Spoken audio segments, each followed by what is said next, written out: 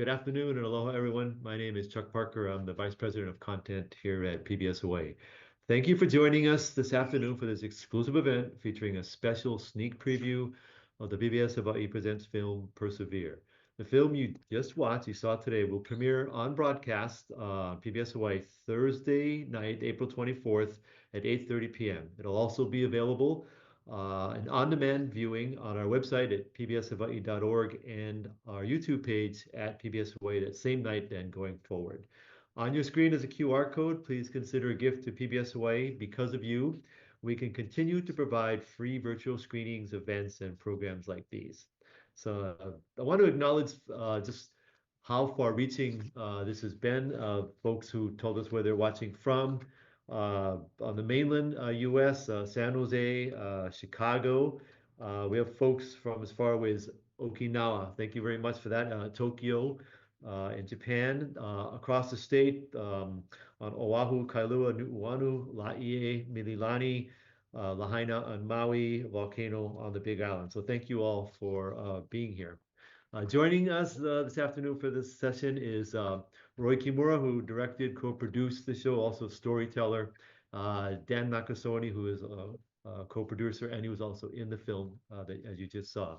So please go ahead, feel free to submit some questions. We'll get to as many of those as we can. But first, I want to start with congratulations to both you, Dan and Roy, on this wonderful, really incredible film, this incredible story that you're telling. And Dan, for you, it seems that finding out what happened to Junichi was kind of always this, I don't know if I use the word hidden, I don't know if that's appropriate, but desire to answer this unanswered question. So talk about what led you to finally take that leap, to embark on the journey to answer that question. You know, my family, in fact, back in 1950, one of my aunties took a DOD job, a Department of Defense job in Okinawa, trying to find out what happened to Junichis, and she didn't learn anything. 1996, four of my aunties, including Yoshino, went to Okinawa, same thing, zero, no, they found out nothing. So on the 70th anniversary of the battle, I was up there actually on business as a producer for another PBS show called Family Ingredients. And as the show said, that I posted that photo of Junichi along with my dad. And my dad was in the MIS. They were on opposite sides of the war. But then I got the lead from Chizu. So, you know, just like the stars aligned, yeah. So after 70 years, here's a nephew coming from Hawaii to find his uncle's story. So it was a big deal in Okinawa because, again, it was the 70th anniversary as well, yeah. So it was overwhelming, you know, one of the most rewarding experiences of my life. You know, I want to zero in on an element in the film. You talked about somebody recognized the emblem on Junichi's cap, you know, that sort of opened the door to what you folks have created here. And then that meeting in Japan with Junichi's schoolmates, amazing in and of itself. But can you share with, let's see, emotions you were feeling as you heard these stories? And I realized it was even through a translator, but even then it must have been just compelling. Yeah, you know, so some of them, you know, they spoke some English, but for me, it was like, you know, I was getting to know the uncle I never met, a little bit about his personality, and even his siblings back home. After I got back home, I was kind of explaining to him that he was quiet, you know, he was gentle, and the fact that he was always studying. Um, so that's always new to some of his siblings because three of them weren't born when Junichi left. So I'm sitting there hearing all of this, and oh, it's just, you know, overwhelming. I was like an emotional wreck. But you know, it was both rewarding knowing that I was going to bring Junichi's story back home to bring closure. So that was important. And we always hear the term closure, but I never knew what it meant until you actually experience it. Roy, share the idea of making then a documentary out of this amazing story. How'd you guys go about doing that? Dan called me up one day and said, "Hey, you want to do a video of my family story?" And that's kind of how it started. And for myself, the way I find the story is in talking to the people who are involved in it and sitting down and doing interviews with them and figuring out who the cast of characters are and what roles each of them play. And just kind of finding the structure and the story because of, I mean, it's a very, when you think about it, it's kind of convoluted. There's a lot of legs to the story, and it one thing leads to another, as we kind of saw. So, for me, it was an adventure. It was fun. It was great to sit down with these people and kind of get that information and get the stories out of them and hear them talk about things that maybe they had not spoken of for a long time. And then to find the Kanesiro family, that as Dan did, and to do all the searching for that and finding them and search for that, that's storytelling gold right there when you get that kind of an opportunity. And so for me it was truly, number one, it was an honor to be asked to tell the story. Dan, I'll always be grateful for that. And thankful for PBS Hawaii, Chuck, you, Jody, John Kovacic for allowing us to share this story to a much broader audience because Dan and I were talking, and if not for a platform like PBS Hawaii, the story would, a few people would see it, and then what, right? Where does it go? So we're really grateful to have the help of PBS Hawaii to send this story out to a much broader audience and let everybody experience the story of the Nakasone family, the Touguchis family, and all of the connections that came from this. I want to add something that, why it's significant is this year is the 125th anniversary of Okinawans immigrating to Hawaii. And again, it's also the 80th anniversary of the Battle of Okinawa. So it's significant that actually, PBS is actually debuting this film this year and in April. We're honored to do it. Thank you for coming to us with it. I want to share a comment from Kimberly Loxley, watching from Waikele on Oahu. Thank you for sharing this touching story. And I wanted to throw out something to both of you. Can you share the genesis of the name of the film, Persevere? That's a Roy question. Okay, Roy, that's your cue. Just again hearing the story of Yoshino and someone who transported from Hawaii to Okinawa at a young age, not really sure what her life was going to be. Caring for her brother, going through the Battle of Okinawa, surviving that, taking care of her grandparents, and then everything that she had to endure to get to where she ended up on the Big Island with, what was that, 4 children? I'm sorry, my math is off right now. 4 children, numerous grandchildren. And when you look at that generation, and it's not just Asians, but just that time in the world, it's a generation that they really went through a lot of hardship. They went through world wars. They went through depression. They went through times when maybe they didn't even know where the next meal was coming from. And to get through that, you have to have grit. You have to have strength. You have to, and you're gonna cry a lot of times, but um, you end up persevering because that's what you have to do. It's day by day, each one day at a time, and just for the survival of your family, for the survival of future generations. No, thank you. Thank you for that answer. Dan, once you solved the mystery, what happened to Junichi, you had more questions led to the connection with, the Kanesiro family from Pepekeo. Hilo on the Big Island. That's another amazing story. Can you kind of walk us through that effort of just how you pieced that together and how that came about? You know, I know some of the history about the Nisei soldiers and the calling out civilians and soldiers out of the cave.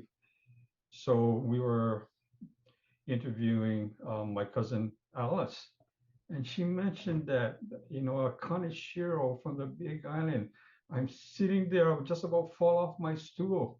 So as soon as that interview was done, I yelled, "What?"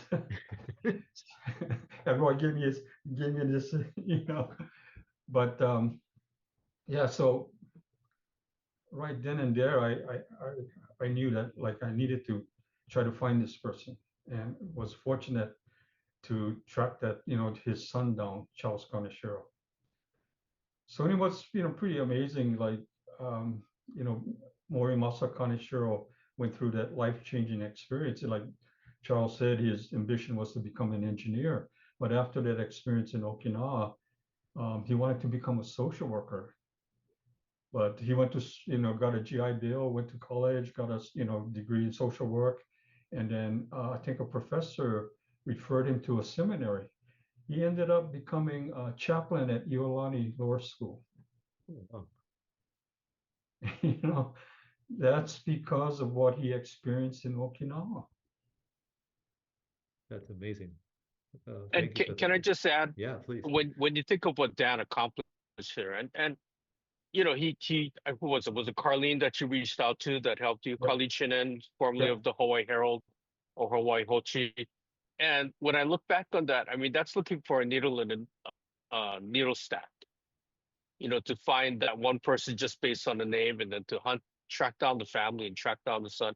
So I think and that's the kind of thing that Dan is super good at. He's good at because he has this innate curiosity about history, about culture, and how all of us kind of stand on the shoulders of everyone who came before us. And I see the question of what do we hope the viewers take away? If anything, that's the thing that I took away from this. And everybody can kind of get their own take on it, but um, and pardon me if I kind of blah blah blah on, but I think every person that is a member of the Touguchi family now, uh, children, grandchildren, and generations down, they're all here because of the actions of these few people and all the steps that everybody had to take in order for them to be there where they are today. So I think that to me is the lesson, is everything that all the people that came before us who we owe a debt of gratitude.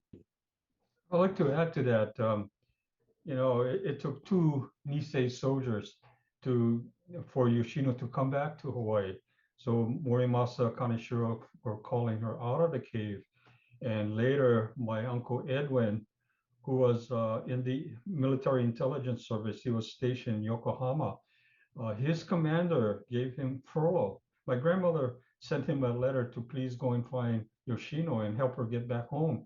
So he was able to get furlough, and he went down. He spent 10 days in Okinawa. He tracked her down and again cleared her past the U.S. military or the civil administration, um, so she can return back to Hawaii. So, like Roy was saying, it takes all these connections, things to happen, for her to come back home. Roy, I want to tap into your storytelling skills just a bit here. You've been producing shows and stories for years. For those watching, Roy and I worked together at Channel 2 way back when I had hair, and so I'm familiar with the skills you have there. But so you get this call from Dan, you're gonna put this together. Walk us through the process of where you started, specifically like the opening sequence of the film, including the traditional music. What walk us through that. Um, it all comes from the interviews and listening to what everybody had to say, and then kind of piecing together what's the sequence that the story is going to be told in. And then just, I and I called Dan up one day and it said, "Be at this beach in Ka'ava tomorrow morning before the sun comes up." And I kind of gravitate to that kind of stuff with, heading out to places in the dark and waiting for the sun to come up and rolling on that kind of stuff. But what that symbolized to me was um, Dan's search. He was looking for his uncle. He was looking for the story of his uncle. The incense that's burning is hope. That's hope and prayer. The smoke is always something that people kind of waft into themselves as they're praying, as they're thinking about their ancestors. So all of this kind of harkens back to that. The music, I'm gonna pass that to Dan, because Dan is the one who thought of bringing Grant into the picture and having his skills, his instrument. Yeah, I almost felt like you couldn't do a story about a Battle of Okinawa and Okinawa in general without having that traditional classical utasanshin music, and having Grant, who is a master in utasanshin, was really an honor for us to have him play. And that song that Roy opened up with is the story behind it is it's about the sorrow of losing a beloved child. So it fits, right? And Grant told us that whenever people in Okinawa hear this song, they think about the Battle of Okinawa. We have another comment here, and I can throw this to both of you. It's a question: why is it important to tell a story like this? Either of you. Go ahead, Dan. For me, I think initially I wanted my family to know the whole story, especially the younger generation. But I think Roy and I both felt that everybody can learn from this story. So that's why we went for it. But again, plus I was keeping my promise to Junichi's schoolmate. But I think family stories are important. We've got to be able to pass these stories down. A lot of times they get lost. From one generation to the next, the story is gone. So I think it's important to not only my family, but like as John Itamura mentioned at the end of the film, that we all need to be sharing our stories. Real quickly, elaborate on what you just said. Promise to Junichi's schoolmate. Yeah, when he came up, Yoza-san came up to the car and told me, "Now it's my responsibility to share Junichi's story." I told him I promised I will. So, I've written stories about it, but I think this piece is going to reach way, a broader range of people than I could ever imagine. Here's another question from Uchinan: what do former generations need to relearn from earlier generations? Did I say that right? Yes. Want to answer that, Roy? I've been looking at that question and I've been looking at that question and kind of trying to figure out. But as I spin around this, I think when and I guess I'm kind of evading that question because I'm trying to understand it. And Uchinanchu, if you can elaborate on that, I think that would really help. I think when you look at the period that we're doing this in, or the period that we shot this in, everything really worked out really well. Not to go down this road, but everybody was alive who needed to tell this story, or pretty much everyone was alive. Yoshino has unfortunately passed away, but her children were there to help tell his story. Uncle Edwin was able to tell his story from Michigan, Dan? Minnesota. From Minnesota. We interviewed long distance from Minnesota. Mrs. Kanesiro was there to talk about her husband and the kind of person he was. So I think and what Dan said was, if we don't tell these stories, they will be lost, because people will pass away without telling their stories, especially this generation of Asians. And if you look at uh, the members of the 442nd who fought in the war, they did not come home and talk about their exploits. They came home and they stayed silent.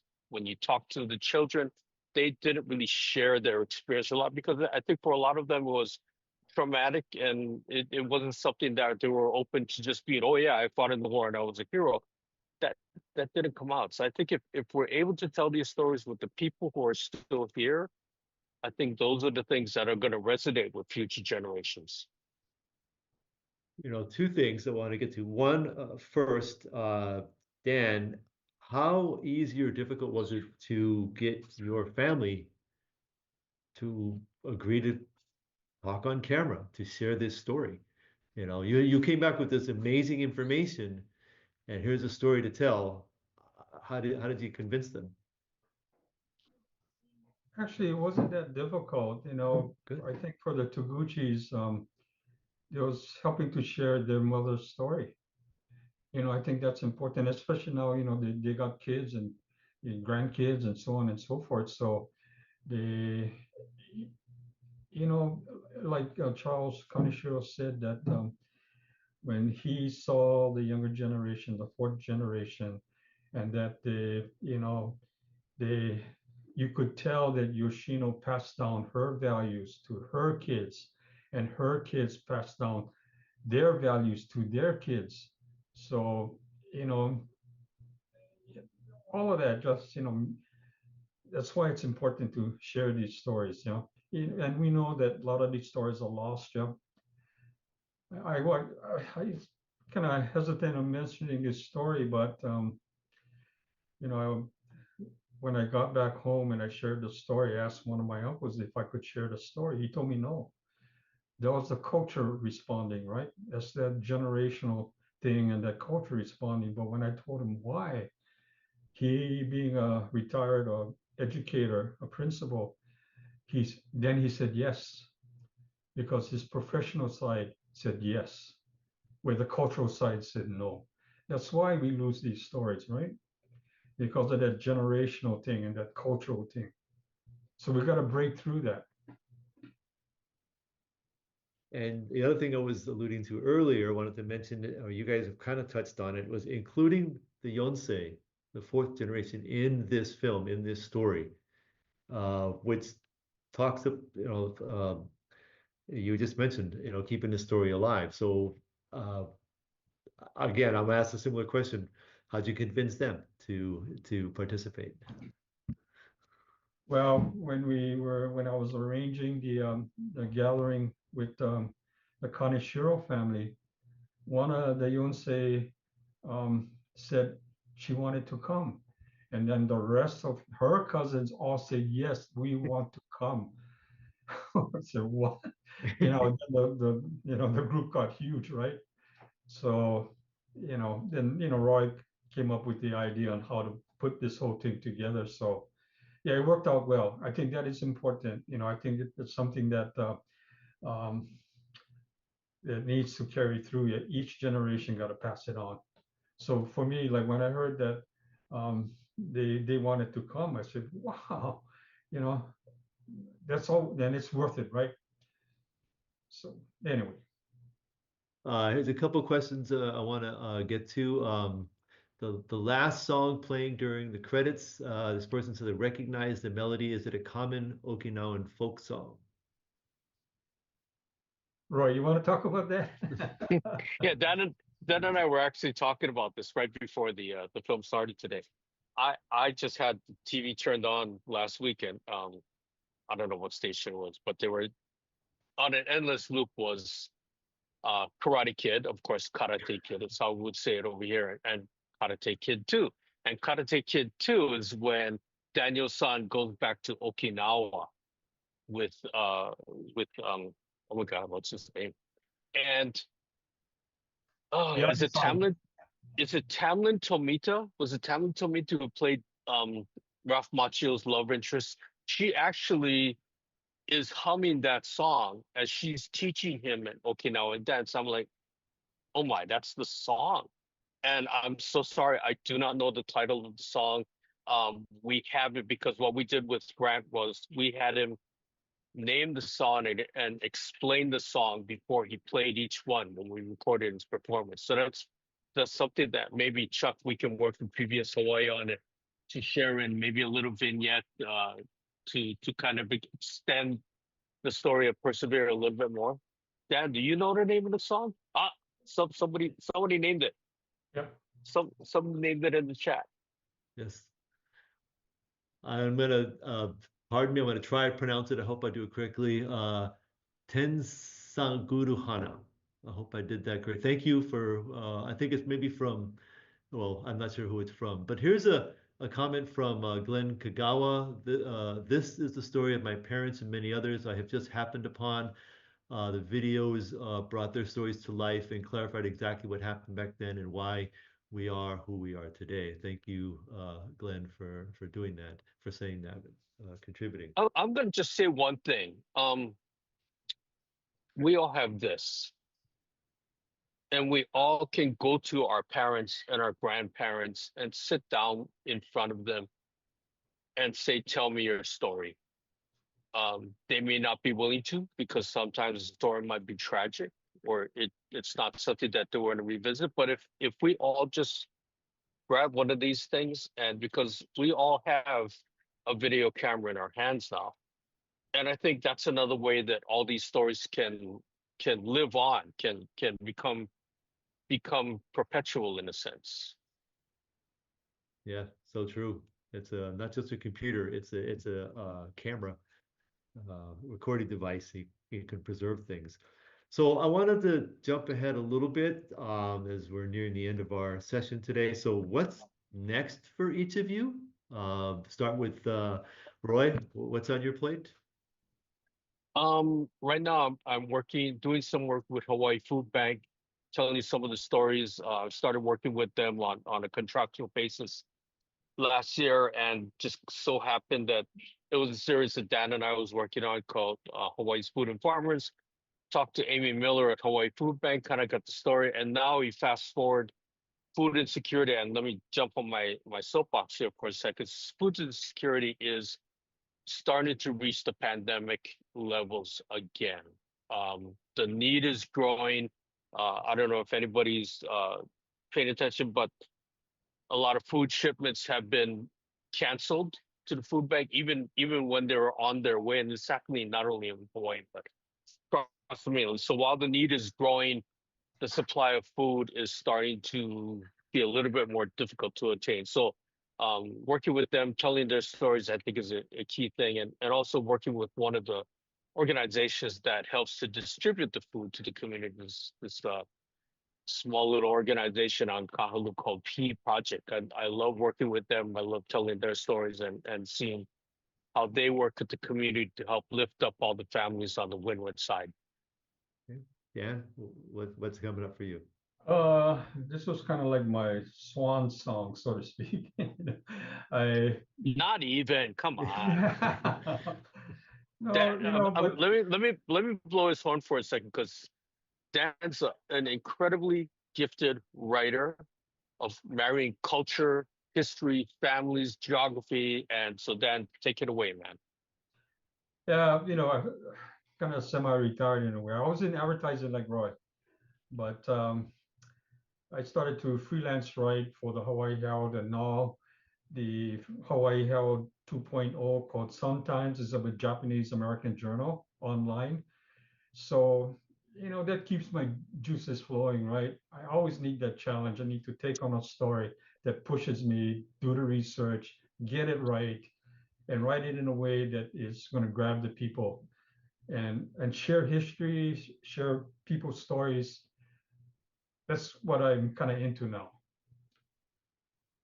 Excellent. And I suspect, knowing both of you, that I'll be hearing from you folks again, which we're very receptive to you folks if you have another project to share with us.